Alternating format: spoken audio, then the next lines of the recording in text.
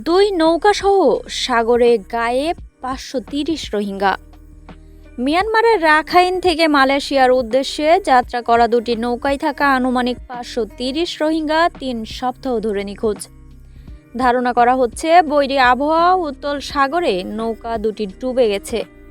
এখন পর্যন্ত বাংলাদেশের উপকূলে একজন নারীর মরদেহ এবং মিয়ানমারের উপকূলে আরও কয়েকটি মরদেহ উদ্ধার হলেও অধিকাংশ যাত্রীর ভাগ্যই অজানা রয়ে গেছে। মানবাধিকার কর্মীদের আশঙ্কা এটি সাম্প্রতিক সময়ের সবচেয়ে বড় রোহিঙ্গা নৌ দুর্ঘটনা এও হতে পারে। গত ২৯ জুন মালয়েশিয়ার উদ্দেশ্যে যাত্রা করে রোহিঙ্গাবাহী নৌকা দুটি সাগরে নামার পরই তাদের গায়েব হয়ে যাওয়ার বিষয়টি মানবাধিকার কর্মীদের বেশ কৌতূহল করেছে। কেন কি কারণে তাদের পাওয়া যাচ্ছে না, এর পেছনে তারা একটি তত্ত্বই দাঁড় করাচ্ছেন। বর্ষাকালের উত্তাল সাগর, দুটি নৌকায় ডুবে গেছে এবং সেগুলোই হাতে গোনা কজনই জীবিত থাকতে পারেন। রোহিঙ্গাদের অধিকার নিয়ে কাজ করা আরাকান প্রজেক্টের পরিচালক ক্রিস লেওয়া বিভিন্ন সূত্র থেকে পাওয়া তথ্য বিশ্লেষণ করে জানিয়েছেন, ২৯ জুন রাখাইনের দিন টেট মাও এলাকা থেকে যাত্রা শুরু করেছিল রোহিঙ্গাবাহী নৌকা দুটি, একটি সকালে অন্যটি পরে।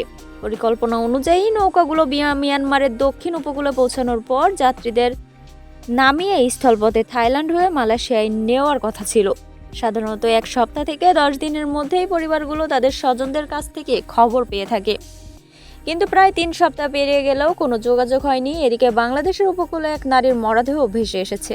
পাশাপাশি ইরাবতী বন্দীপ ও মন রাজ্যের মধ্যবর্তী সাগর এলাকায় জেলেরা আরও কয়েকটি মরদেহ উদ্ধার করেছেন।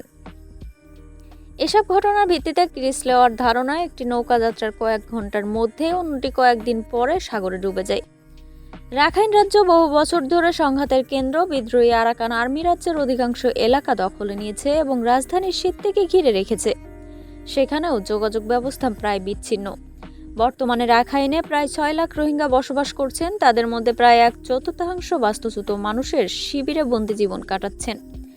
বাকিরাও যুদ্ধ অনিশ্চয়তার মধ্যে মানবতার জীবনযাপন করছেন। একদিকে মিয়ানমারের সামরিক জান্তা জোরপূর্বক সেনাবাহিনীতে নিয়োগ দিচ্ছে, অন্যদিকে আরাকান আর্মির বিরুদ্ধেও রোহিঙ্গাদের ওপর মানবাধিকার লঙ্ঘনের অভিযোগ রয়েছে। ফলে অনেকের কাছেই দেশ ছেড়ে পালানোই একমাত্র সঠিক পথ মনে হয়েছে।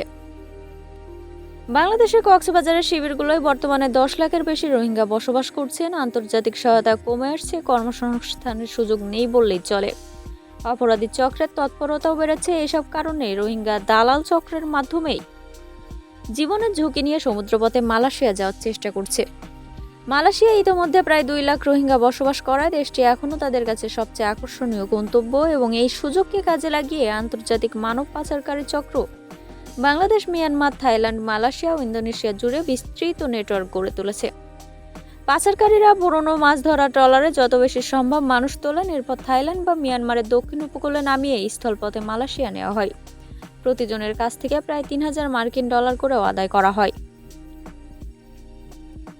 এছাড়াও যেমন পরিবারের পক্ষে পুরো অর্থ দেওয়া সম্ভব হয় না, তাদের স্বজনদের আটকে রেখে নির্যাতন করা হয়। নির্যাতনের ভিডিও পরিবারের কাছে পাঠিয়ে অর্থ আদায়ের ঘটনাও ঘটেছে বলে মানবাধিকার সংগঠনগুলো জানিয়েছে।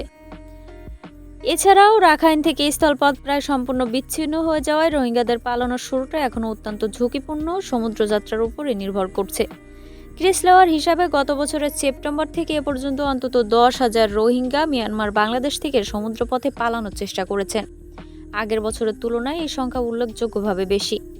জাতিসংঘ রোহিঙ্গাদের জন্য নিরাপদ বৈধ আশ্রয়ের পথ তৈরির আহ্বান জানিয়েছে, তবে দক্ষিণ পূর্ব এশিয়ার কোনো দেশই নতুন করে রোহিঙ্গাদের গ্রহণে আগ্রহ দেখাচ্ছে না।